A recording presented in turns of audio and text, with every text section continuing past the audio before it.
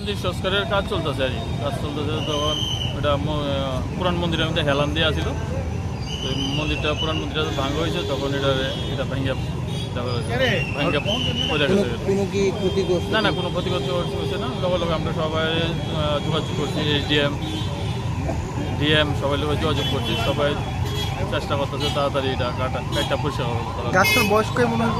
বয়স আমার মিনিমাম তো 20-30 বছর তো হবে। এমন এটা যেহেতু রাস্তা এখানে অনেক উঁচু বা হ্যাঁ তো অপশন আছে, মানে কারোর উপরে আহত না হয়েছে না না? খাওয়ার উপরে আহত হয়েছে।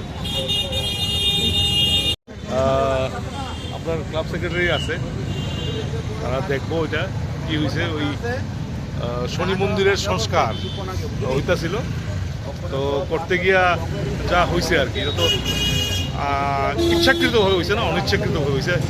যাই হোক, আশা করি এটা খুব তাড়াতাড়ি শীঘ্র এটা পরিষ্কার করে দিলে তো সব ঠিক হয়ে যাবে।